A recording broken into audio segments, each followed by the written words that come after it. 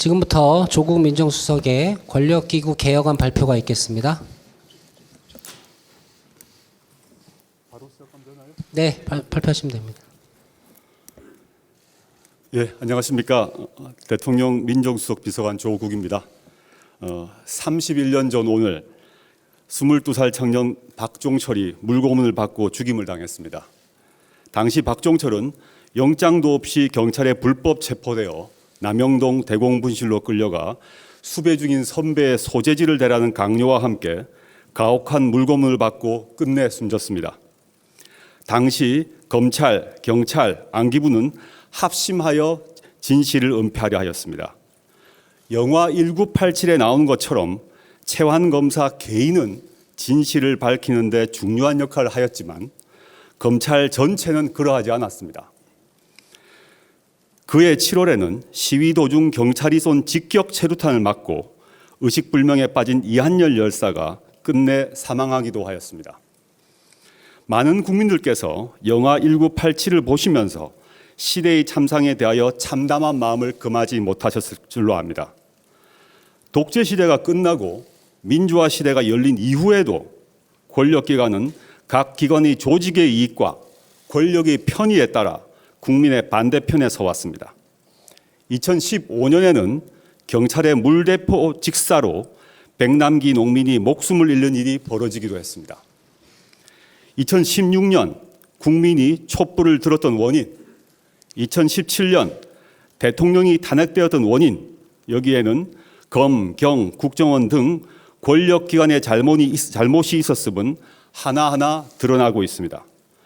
이들 권력기관이 자기 역할을 제대로 하였더라면 반헌법적 국정농단 사태는 없었을 것입니다. 촛불 시민혁명에 따라 출범한 문재인 정부는 이 악순환을 끊고자 합니다. 대한민국은 민주공화국이다. 대한민국의 모든 권력은 국민으로부터 나온다라는 헌법 제1조의 정신에 따라 권력기관은 국민을 위해 봉사하도록 거듭나야 합니다. 문재인 정부는 권력기관을 나누어 서로 견제하게 하면서도 특성에 맞게 전문화하는 방법으로 권력기관을 재편하고자 합니다. 그동안 개개 권력기관 개혁안이 발표되어 왔지만 전체에 대한 설명이 부족하였기에 오늘 문재인 정부의 권력기구 재편 전반에 대하여 국민 여러분께 설명드리고자 합니다. 오늘 발표를 통해 하나 더 강조할 것은 이하의 권력기구 개편의 모습은 청와대가 새롭게 창안하여 제시하는 것이 아니라는 것입니다.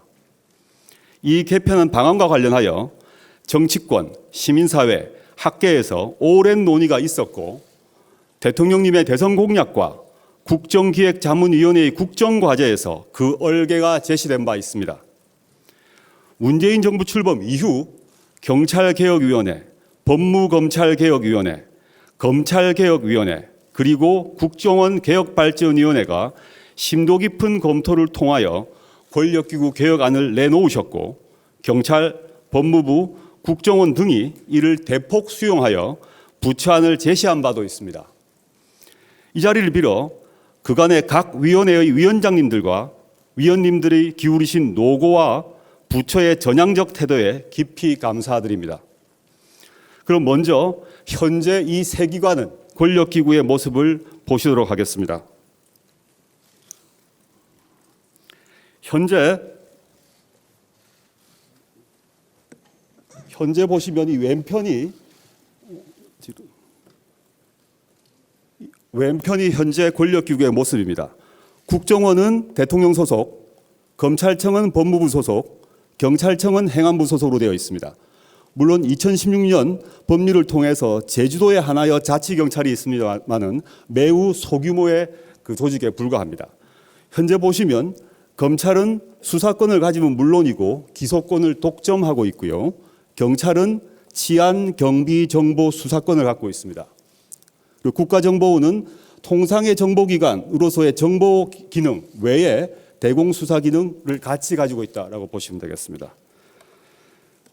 먼저 다시 상세히 말씀드리자면 현재 경찰은 수사권은 물론 정보, 경비, 경호 등 치안에 관한 광범한 권한을 가지고 있습니다.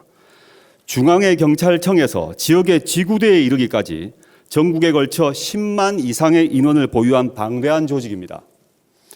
중앙에서 지역 풀뿌리까지, 또 수사는 물론 정보, 대공, 경비 등 치안의 모든 영역에서의 방대한 조직과 거대 기능이 국민들의 인권을 침해하지 않고 효율적으로 작동하도록 개혁하는 것이 매우 긴요한 상황입니다. 국정원의 대공수사 기능이 경찰로 이관되면 경찰의 권한은 더욱 비대해질 것입니다. 다음으로 검찰의 경우 현재 기소를 독점하고 있음에 더하여 아무 제한이 없는 직접 수사 권한, 경찰 수사 지휘권, 형의 집행권 등 방대한 권한을 보유하고 있습니다. 집중된 거대 권한이 제대로 통지되지 않은 결과 2012년 국정원 댓글 수사 사건, 정윤회 문건 사태 등에서 보듯이 검찰은 정치 권력의 이해 내지 자기 조직의 기득권 유지를 위해서 검찰권을 오남용해왔습니다. 거대한 검찰권을 분산하고 상호 견제되도록 검찰을 개혁해야 합니다. 셋째, 현재 국정원은 국내외 정보 수집권에다가 그 외에 대공수사권, 모든 정보기관들을 아우를 수 있는 기획조정 권한까지 보유하고 있습니다. 국정원 적폐청산 TF 활동과 이에 따른 검찰 수사로 밝혀진 바대로 국정원은 국내 정보 수집 권한을 악용하여 선거에 개입하고 정치인, 지식인, 종교인, 연예인 등에 대한 광범위한 사찰을 감행했음이 확인되었습니다. 또한 특수활동비 사용에 있어서 비밀이 보장된다는 점을 악용하여 권력자에게 거액의 특수활동비를 상납하는 등의 불법을 저질렀습니다. 이러한 국정원의 불법 행위들은 국정원을 정치에 악용한 정치 세력의 행태에 더하여 국정원이 가진 방대한 권한이 제대로 견제될 시스템이 없었던 데 기인하고 있습니다. 이상의 세 가지 권력기관의 문제점을 제가 말씀드렸습니다. 그렇다면 다음에는 문재인 정부의 권력기관 개혁의 기본 방침에 대해서 말씀드리겠습니다. 문재인 정부의 권력기관 방침 첫 번째는 과거 적폐의 철저한 단절과 청산입니다. 두 번째 방침은 촛불 시민혁명의 정신에 따라 국민을 위한 권력기관으로 이 세 기관을 바꾸는 것입니다. 셋째, 이 각 기관들이 상호 견제와 균형에 따라 권력 남용을 통제할 수 있도록 만드는 것입니다. 이러한 방침에 따라서 문재인 정부의 권력기관 개혁 방안을 말씀드리고자 합니다. 도표상으로는 바로 오른편에 있는 도표라고 보시면 되겠습니다. 왼편이 현행인데 오른편으로 바뀌어진다라고 보시면 되겠습니다. 오른편 도표에 대해서 구두로 말씀드리겠습니다. 이 모든 그 개혁안의 전제는 현재 진행되고 있는 각 세 기관의 과거사 청산입니다. 국정원의 경우에 있어서 국정원 개혁 발전이 산하 적폐청산 TF 활동을 통해서 2012년 댓글 사건 등에 대한 진상조사 및 수사 의뢰가 완료되었고 국정원 개혁 발전위원회는 그 활동을 사실상 종결한 상태입니다. 그렇지만 경찰과 검찰은 과거 적폐에 대한 조사 작업이 막 시작한 상태입니다. 경찰 경우 현재 민간 조사단을 임용 중이고 마친 대로 진상조사가 개시될 예정입니다. 검찰의 경우 과거사위원회가 만들어졌고 거기서 현재 진상조사 대상 사건 선정을 검토 중이며 곧 진상조사단을 구성할 것입니다. 그 이후 진상조사가 개시될 것으로 예정되어 있습니다. 이러한 과거사 청산과 병행하여 어떤 식으로 세 기구를 바꿀 것인가에 대해서 말씀드리겠습니다. 첫째, 경찰의 경우 수사권 조정 및 국정원의 대공수사권 이관 후 안보수사처 가칭입니다. 안보수사처를 신설하여 수사의 전문성과 책임성을 고양하고자 합니다. 자치경찰제, 수사경찰과 행정경찰의 분리 등 경찰 권한의 분리, 분산을 이루어내고 그를 통해서 경찰 비대화에 대한 우려를 불식시킬 것입니다. 그리고 수사의 객관성 확보 및 경찰의 청렴성, 신뢰성 등을 강화할 것입니다. 분리 분산 문제와 관련해서 이미 2013년에 지방분권 및 지방행정체제 개편에 관한 특별법이 만들어졌고 그 법에 따라 자치경찰제를 도입하여야 한다라는 입법부의 선택이 있었습니다. 그렇지만 현재는 아까 말씀드린 대로 제주도에 한해서 이 자치경찰제가 시행되고 있습니다. 향후 문재인 정부는 이러한 이미 2013년에 입법부가 요구한 요청을 이어받아 자치경찰제를 전면 시행하고자 합니다. 그걸 통해서 국가경찰과 자치경찰의 분리를 도모하고자 합니다. 또한 국가경찰과 자치경찰의 분리에 이어 수사 권한에 있어서도 수사경찰과 행정경찰을 내부적으로 분리하여 행정직에 근무하는 고위경찰이 수사에 개입하는 일이 없도록 하겠습니다. 또한 경찰대를 개혁하여 수사권 조정 후 특정 입직 그룹이 경찰권을 독점하지 않도록 조치하겠습니다. 또한 견제 통제 장치에 대해서 말씀드리겠습니다. 경찰 내부적으로는 이미 말씀드렸던 수사경찰과 행정경찰의 분리 외에 경찰 외부적으로 경찰위원회를 실질화하고 공공형사변호인 제도를 도입해서 경찰권이 오남용되지 않도록 견제 통제 장치를 강화하겠습니다. 다음으로 검찰에 대해서 말씀드리겠습니다. 검찰개혁의 기조는 경찰과 마찬가지입니다. 검찰 권한의 분리 분산 및 기관 간의 통제 장치를 도입하여 검찰이 검찰 본연의 업무를 수행하도록 하는 것입니다. 분리 분산 방침은 첫째, 수사권 조정, 둘째, 고위공직자 수사의 이관, 셋째, 직접 수사의 축소, 이미 검찰이 잘하고 있는 특수수사 등에 한하여 검찰의 직접 수사를 인정하는 것입니다. 그리고 네 번째, 법무부의 탈검찰화 등을 통해서 검찰권을 분리 분산시키겠습니다. 그리고 검찰권에 대한 견제 통제 장치에 대해서 말씀드리겠습니다. 공수처의 검사 수사, 법무부의 탈검찰화 등을 통해서 검찰권의 오남용이 되지 않도록 통제하겠습니다. 현재 법무부의 탈검찰화의 경우에 있어서는 이미 3개의 직위, 법무부 내에 3개의 직위에 대해서 탈검찰화가 이루어져서 비검사가 보임되었습니다. 법무실장, 출입국 본부장, 인권국장 3자리가 비검사로 보임되었습니다. 그리고 현재 기존의 검사장 직위인 범죄예방정책국장의 경우 공모가 나가 있는 상태입니다. 또한 평검사 직위도 10개 정도의 자리가 외부 개방되어 공모가 이루어져 있는 상태입니다. 이런 자리에 또 비검사가 보임되게 되면 법무부의 탈검찰은 더욱 가속화될 것이라고 봅니다. 세 번째, 국정원의 개혁 방향에 대해서 말씀드리겠습니다. 그 기조는 국정원이 국내 정치와 대공수사에서 손을 떼고 오로지 대북 해외에 전념하면서 국민과 국가를 위한 최고 수준의 전문 정보기관으로 재탄생하도록 하는 것입니다.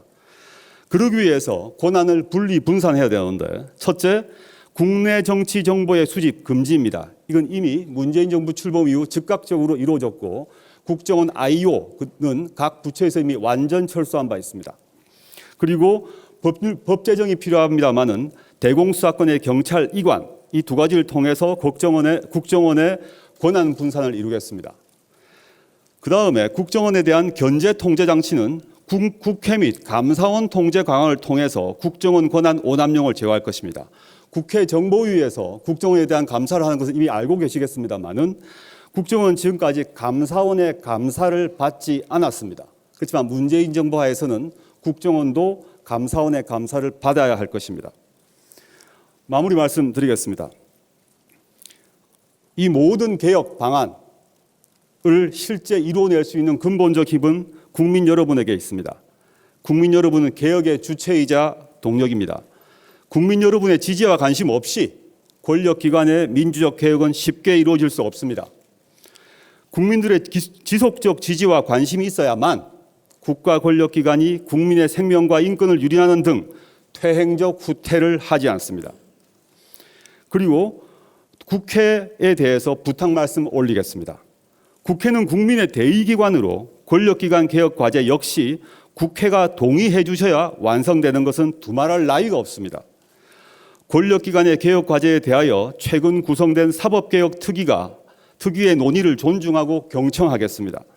정파적 이해관계를 떠나 국가 권력기구가 국민들을 위하여 존재하고 상호 견제 감시하도록 대승적으로 검토하여 이러한 논의를 검토해 주시기를 간곡히 부탁 말씀드립니다.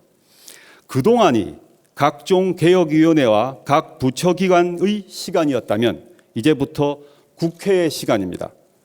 이 시간이 역사에서 국회의 결단으로 대한민국 권력기관의 기틀을 바로잡은 때로 기록될 수 있기를 진심으로 소망합니다. 촛불 시민혁명으로 탄생한 문재인 정부는 31년 전에 박종철, 이한열의 죽음, 2015년에 백남기의 죽음과 같이 위법한 공권력 행사로 소중한 국민의 생명이 훼손되지 않고 나아가 이들 권력기관이 오로지 국민들을 위해서만 그 권한을 행사할 수 있도록 제도를 재설계하고 권한의 운영 과정을 세밀히 점검하도록 하겠습니다. 이상으로 문재인 정부의 권력기관 개혁 방안에 대한 설명을 마치겠습니다. 감사합니다. 네, 수고하셨습니다. 30초 정도 브리핑룸을 정돈하고 일문일답을 온마이크 상태에서 진행하겠습니다. 이제 생중계와 녹화는 중단해 주시기 바랍니다. 네, 수고하셨습니다.